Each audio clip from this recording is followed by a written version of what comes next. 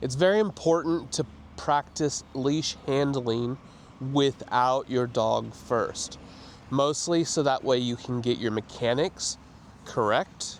So that way your dog isn't learning the wrong way of you handling the lead. When we are practicing leash handling, we want to hold the tail or the end of the lead in the hand opposite of our treat pouch. In this situation, my treat pouch is on the left side. When we're using a long line, they usually do not have a loop on the end of them. And even if they do, it's still good practice to hold the lead in the palm of your hand and fold it over your thumb. If this had a loop in it, we would simply put our thumb in and hold this direction. This is a 5-meter lead. I'm going to now take and hold this hand like this, and I'm going to put my pinky finger out. I'm going to grab the lead with my thumb on my side where my treat pouch is. I'm going to bring it across my body, and I'm now going to come in and loop the lead over my pinky finger. I'm then going to bring the lead across my body again. I'm going to bring my middle finger out and loop it on my middle finger. Depending on the length of line, in this case I've got a 5-meter, so I only need 2 loops.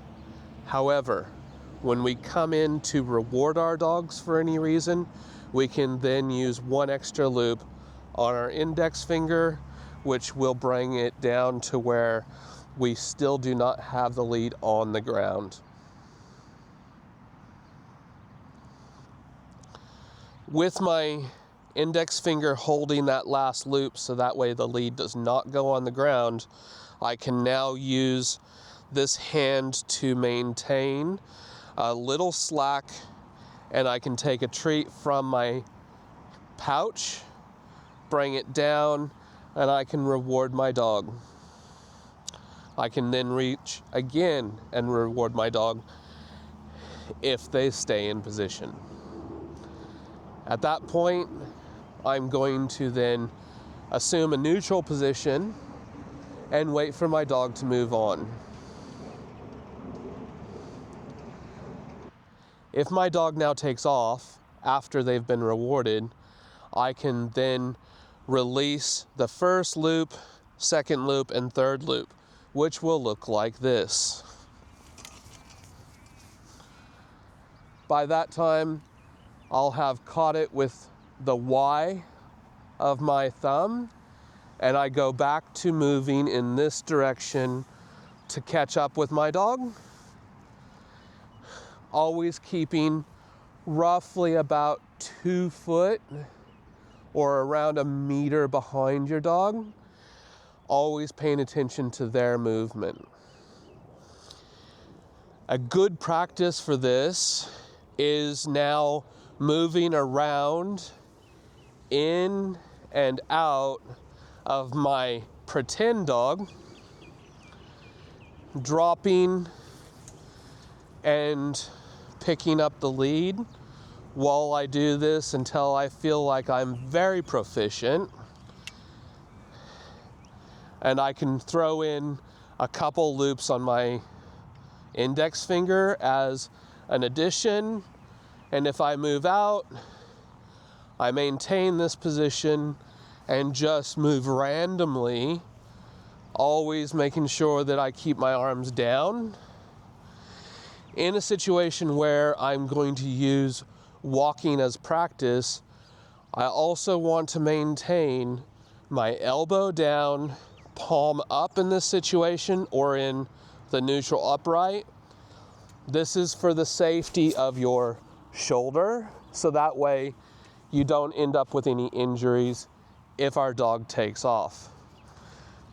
If they do take off and they're all the way out here at the end and my elbow's down, I have the spring effect of my bicep, which is this muscle, that will help absorb some of an initial impact if they reach the end of the leash.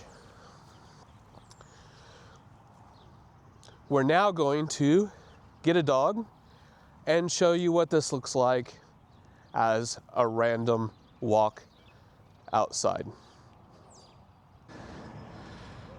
Now we have our dog on a harness, back attached. Lots of reasons for that. We're not going to go into this. This is about lead handling. Boo-boo. Good girl.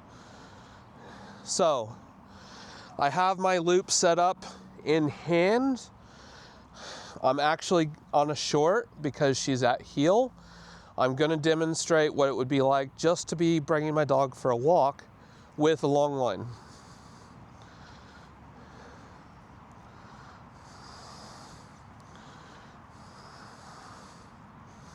Good girl. Yep. Now, if my dog takes off because we're in a search, Aphrodite, break. I can now get my space. I've just dropped. Now, I'm going to let her go free. Sniff.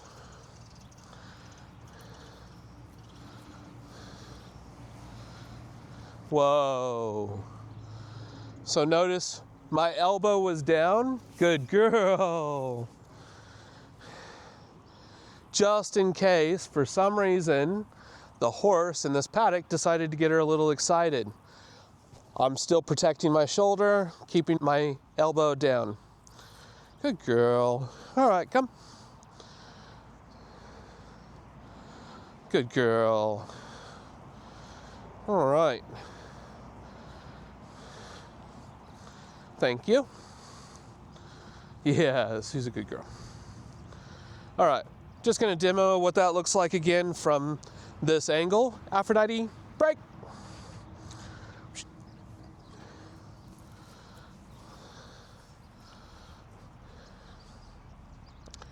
Break.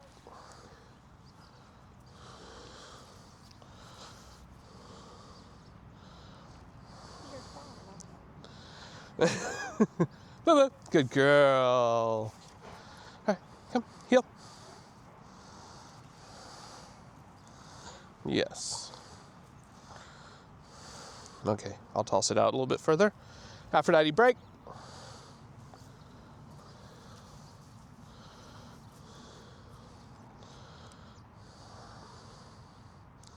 Now, if I want to catch up with her, I'm going to come in here, here, Aphrodite, heel. Good girl. And there. All right, we're going to show you another dog. All right, Oscar's going to give us a hand now. Oscar, break.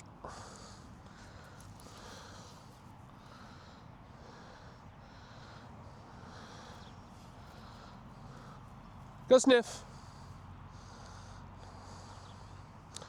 So now that Oscar's left me a little bit of space, I got two choices. I can either back up or I can grab another loop. Good boy.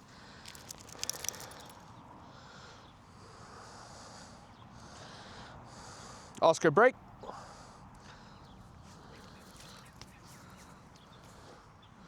So because I had the loops on my fingers the whole time, I was able to drop. There was little to absolutely no tension on the lead, which helped him drive into his release. Oscar, heel. Pop.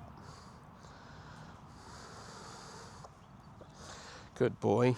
Yes, you are. All right, we're going to show it from this angle again, just so that way you can see. I've got all three fingers. Oscar, break.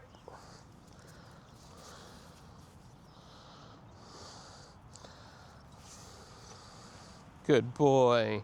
We'll now do it in this direction so that way you can see the hands and as they fall off. Oscar, break.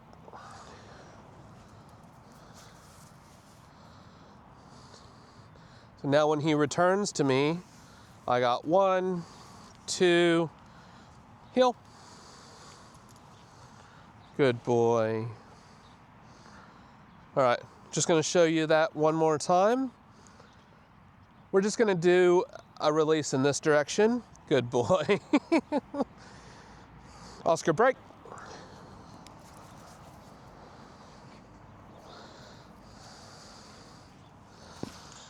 Heel.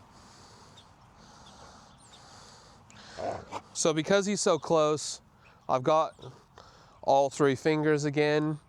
We're gonna go ahead and do another so that way you can really see the pieces flake off. Oscar, break.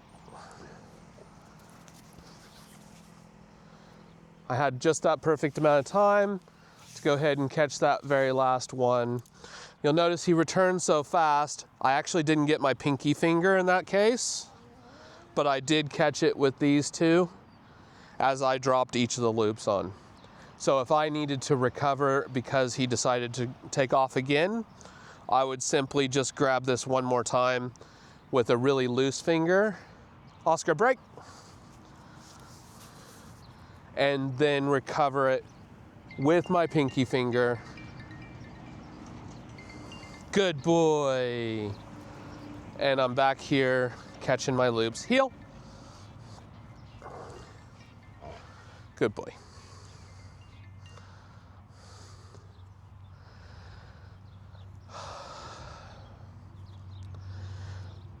The biggest point in lead handling is that we keep all tension off and we make sure that we